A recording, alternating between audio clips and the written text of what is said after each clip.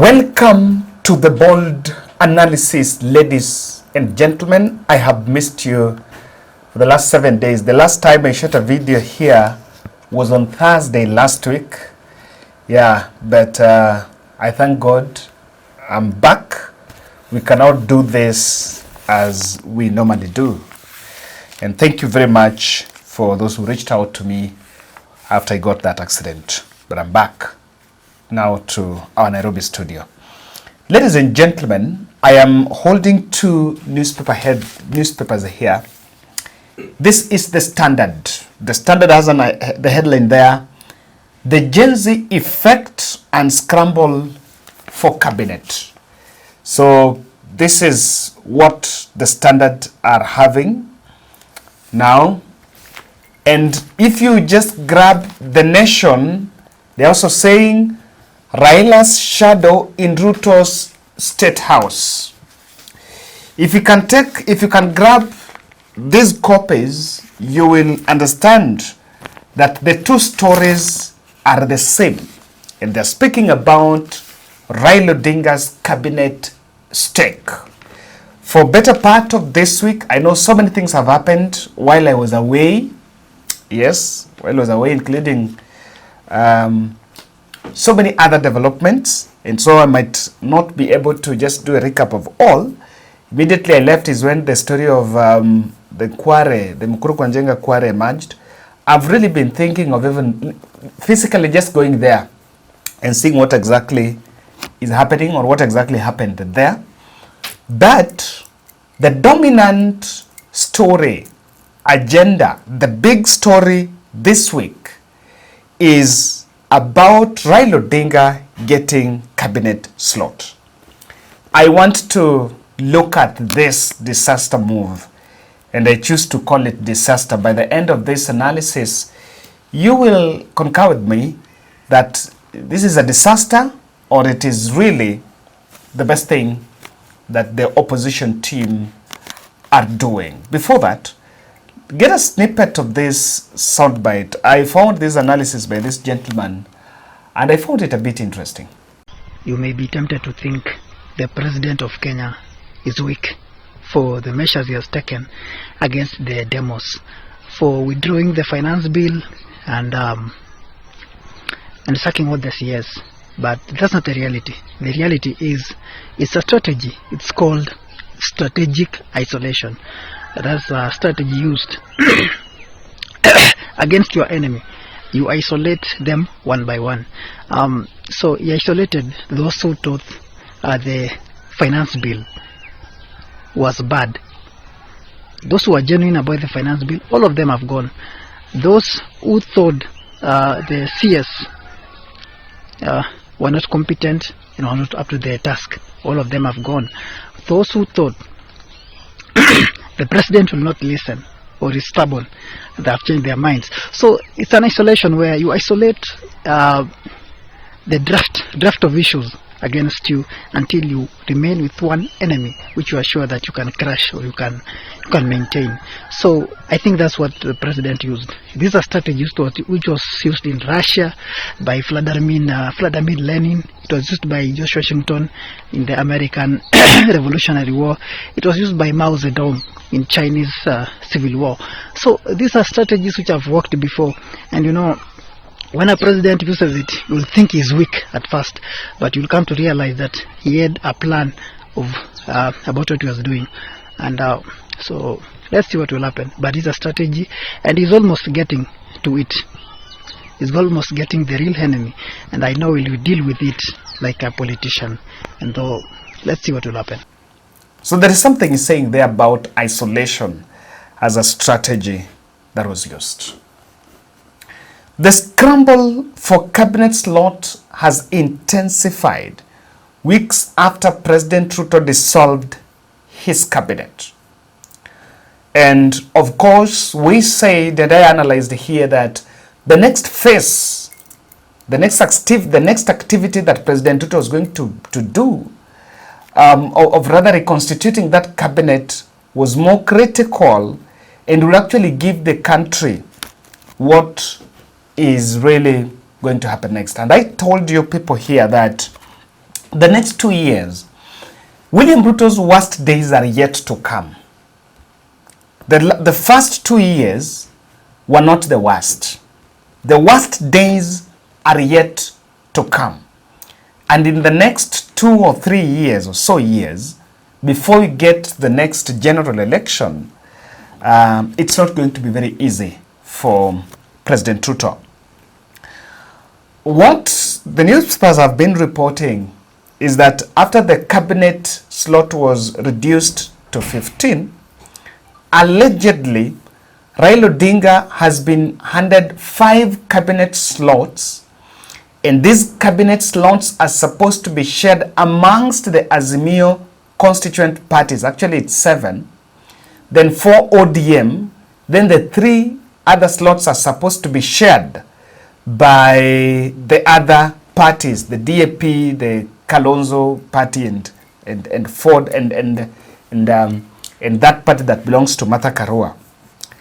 And I looked at that newspaper, I looked at that story. I've seen even other analysts doing it, or also trying to put up some opinions around that. And from the word go, I'm just asking, where Raila is seated, how does being given cabinet slot, such a headline, it's actually an assault to the opposition team?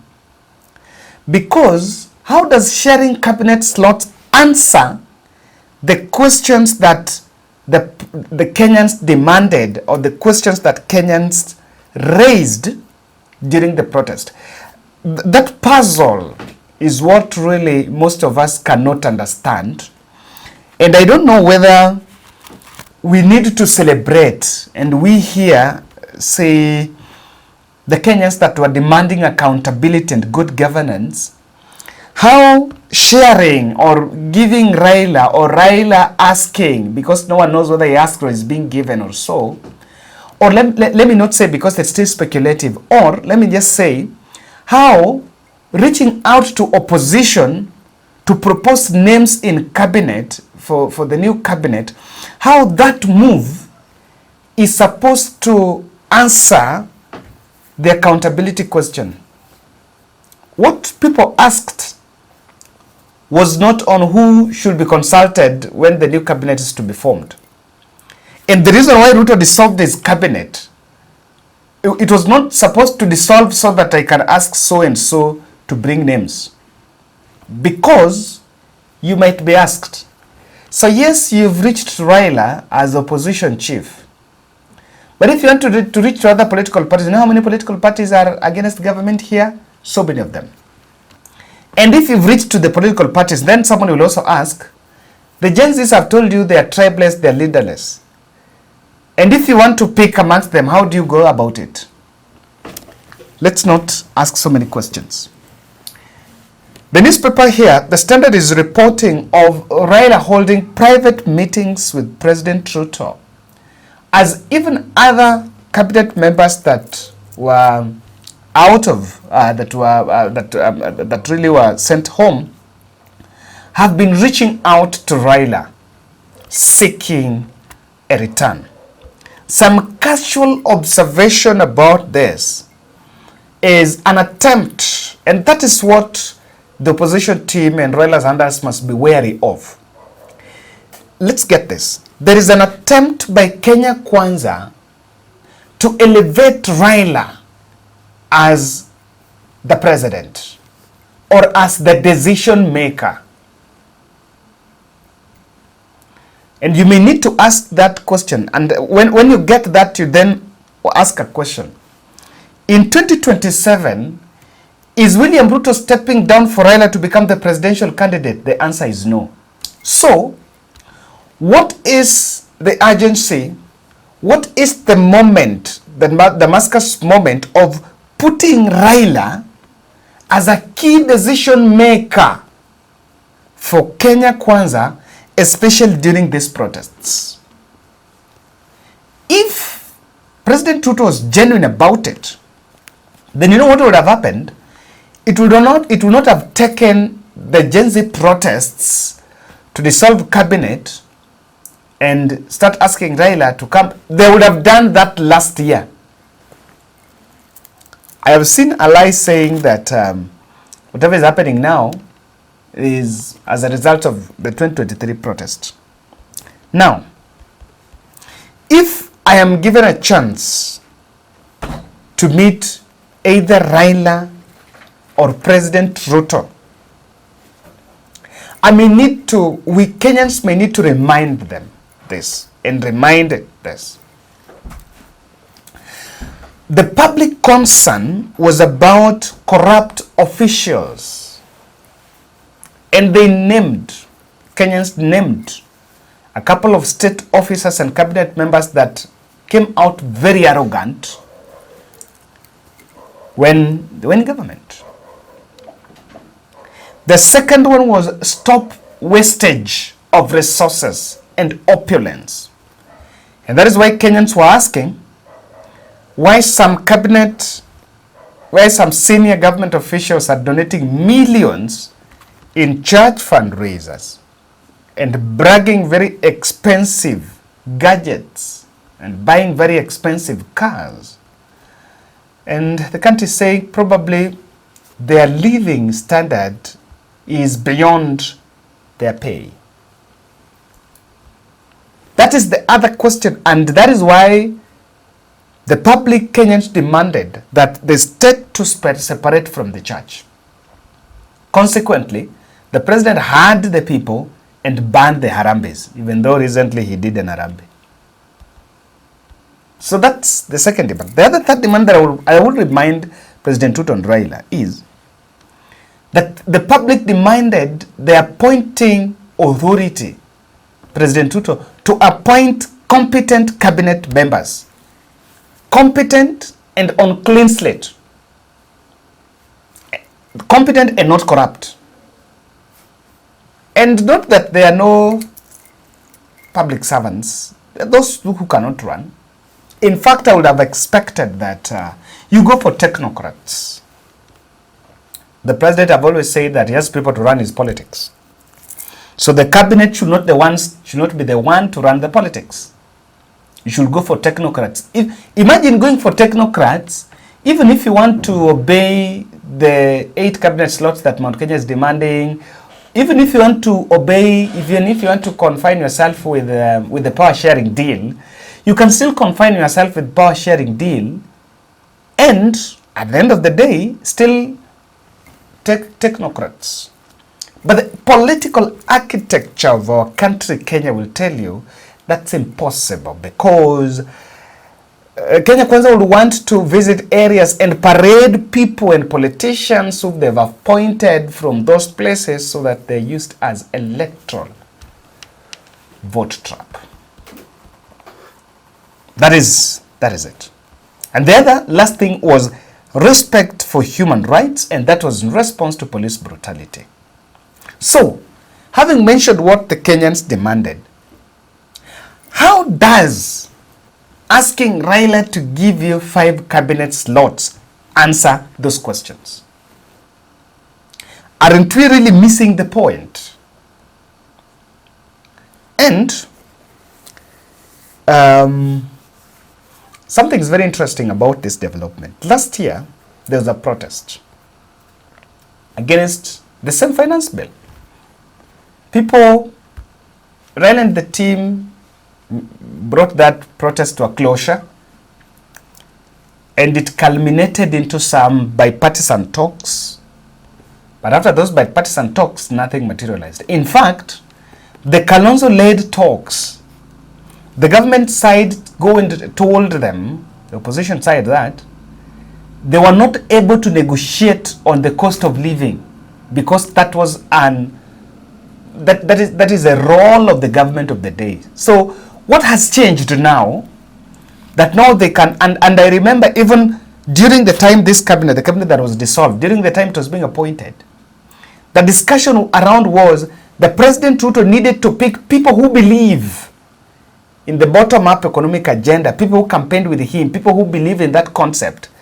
And they were told that any other person, even there are those cabinet members that worked with the former President Uhuru Kenyatta, who are very well, who are very good, and were able to work with President Ruto, but they had to be sent home, allegedly, including even the DCI, because the understanding, or rather their narrative was peddled that those people don't understand bottom up. So the president needs to get people who understand bottom up. Now, has Raila now endorsed bottom up? Probably that is it. And the Odinga team should be wary that this has now emerged. This has caused the fallout in Azimio la Umoja. It is not a secret that it is Raila Odinga team that organized for the press briefing that Kalonzo was holding in Jove to be disrupted. I looked at that video and I was so disappointed. It's so backward, by the way. It's not a secret. Raila was in that meeting before with the Kinajoho and the Paranya and they left. Then after leaving, how many press briefings have always been done there? That is not the first time Kalonzo was making a press briefing there. Yes. And because Kalonzo, Karua, Eugene and the team have said they're not boarding, I believe what I've seen is the press briefing. I've seen that press briefing that Kalonzo was supposed to read. And it was about them disassociating, not taking up that offer of cabinet slots. Raila has argued one point, and I really agree Raila. There is something I normally agree with Raila on, that he's always projected, projected himself as the statesman and the man who puts Kenya first. And that's fine, because sometimes if it's not Raila saying, let's cancel that protest, what the Gen Z are doing, what Gen Z did to storm parliament, Raila Odinga would have stormed parliament on January 30th, 2018. The day 1 million people assembled in Uhuru Park, if Raila wanted to go anywhere, he would have gone. Yes. But he's always had that restraint. Even last year, 30th April, after a protest that happened, and then there was now the mega protest that had been organized on 30th April. I remember that was last year. Raila called, if you remember that press briefing that was done somewhere at night around 9 p.m. when they called off a protest. Why? Because he's always been holding back. That has created, and I know that has to many people it has been understood differently. There are those who think, oh, Raila has not been getting it right, oh, this has been the best thing, and that's why we still have a country. But I still want to repeat, when there was anti-government protest on finance bill, the government talked of anarchy, that Raila wanted to remove Ruto from power. It was a narrative. And the Azimio team dismissed that narrative then. Now, a narrative has been crafted that the young people that are protesting in town with umbrella, with the flags, and holding bottles of water and handkerchiefs can remove Ruto from power. Can someone remove Ruto from power using handkerchief and a bottle of water and a flag? And then Raila and the team are buying it. That's where now I have a problem. They are buying it. Now they are saying, these young kids want to send Ruto from power. So if Ruto is to leave, Gashoge is going to remain. And I don't know the generals. Tell it to the birds. What the country is asking is good governance. I've been saying that's the understanding of Ruto must go. But Raila now is boarding that train and is saying, that is it. And I don't get it. And so I want to explain to you why this is a disaster move. This is a big disaster for the Raila Odinga team even to take up. Because the effect is more dangerous. Number one, you may need, even before I explain that, I want to ask, if let's say Azimio, let's say ODM is to be given 5 cabinet slots. Can Raila take a cabinet slot? No. But apparently Raila is not even going to that AU thing. I don't think he's even interested in it. I'm not seeing him in it. He's not so much interested. So what I may ask is if a cabinet slot is to be given, as I say, is Raila going to take a cabinet slot? No. Now, this is disaster because Ruto will use the Raila deal to compromise on some of the demands of the Gen Z. Yes, there are some cabinet members that Kenyans said, no, these ones are so arrogant, these ones are not delivering, these ones are not the best, so we must get rid of them. That happened. So they said, we must compromise on some 1, 2, 3. Ruto will use that deal to compromise. Because, through a guess, if Raila is to be given a cabinet slot, he will first think, I've heard him talking about Mbadi. I think the names he's been given, only Mbadi is reasonable, probably. I can agree on Mbadi. I've seen Joho. Joho doesn't have a clean slate when he was a governor in Mombasa. I've seen Oparanya in that list. Who is Oparanya? Oparanya is even facing some corruption charges back in Kakamega. You know, if you took the politicians around Raila's circle, I've heard of Ojamong. If you take the politicians around Raila's circle, those politicians are a very bad reputation.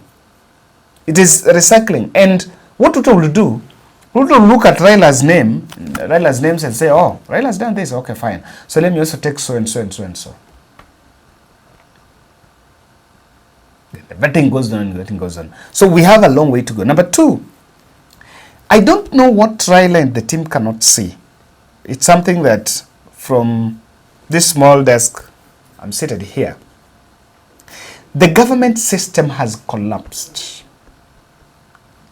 That system has collapsed, and I don't feel and I don't see it easily that Raila can resuscitate it.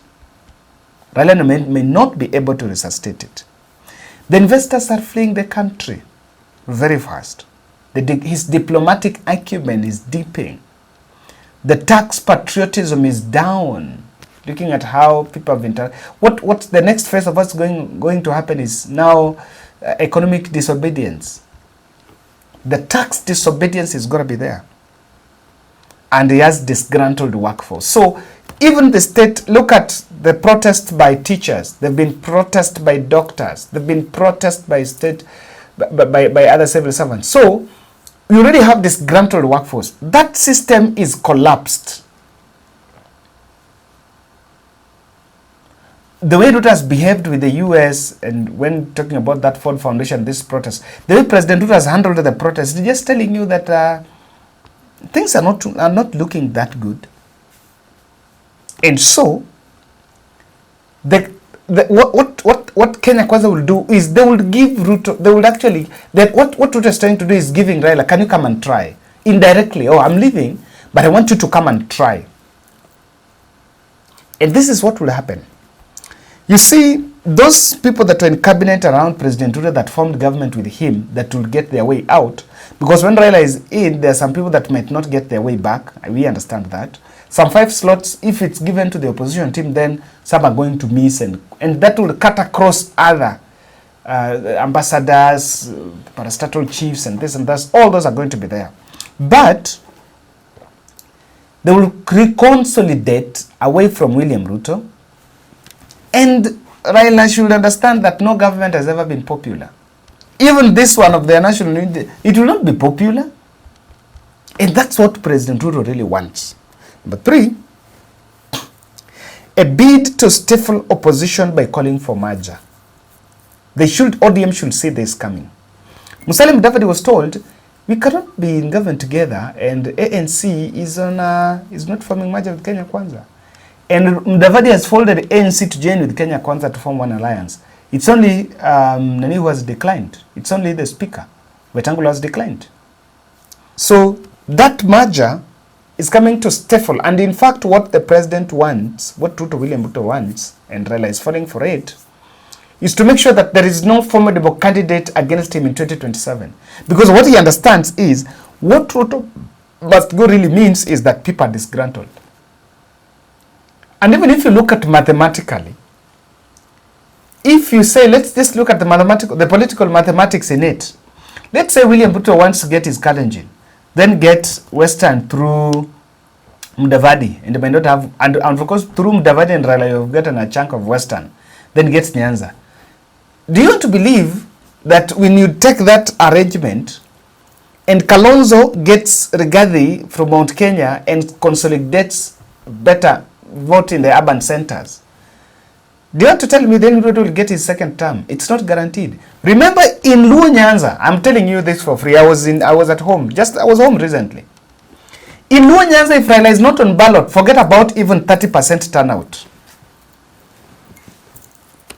Forget about 30% turnout in Luo Nyanza. If it is not Raila on ballot, eti sasa mimi nitoke hapa, nichukue kate kura niende nipige Ruto. Hey, you guys. That mathematics is not even adding up. So I'm even wondering because there are things we cannot change. That mathematics is not adding up. It's not. Last year, for 75 people being dragged in their houses, anatoka hapo, enough that there is any significant change there, then you want to convince. In fact, that blunder, that because even in Luo Nyanza there is a transition, people, Raila might be shocked, but even Luo Nyanza might split in the middle. And Kalonzo is on ballot. For example, me, if Kalonzo is in ballot, I have Kalonzo and Ruto, I'll vote for Kalonzo anyway. I'll vote for Kalonzo anyway. The same politics of revenge that happened in Mount Kenya will happen in Luo Nyanza. And truth be told, Kalonzo supported Raila in 2013, 2017, and 2022. You can't bring Ruto and get away with it easily. So even that political mathematics of Raila supporting Ruto in 2027, it's not it. Now, Raila supports Ruto. Do you want to tell me that now Kakamega will vote for Ruto because Raila said? Yes, Abwaingi. I still believe yes, Abwaingi. The other issue with this is a disaster is suppressing Ruto must go over these 2027 elections will vanquish Raila. The biggest blunder is right to say Ruto Tosha. That will be his biggest blunder. Because those mid-elections are very difficult. Very difficult. Ask Uhuru in 2017. Uhuru is still alive. Ask those who were around Mwai Kibaki in 2007. Just ask Martha Karua.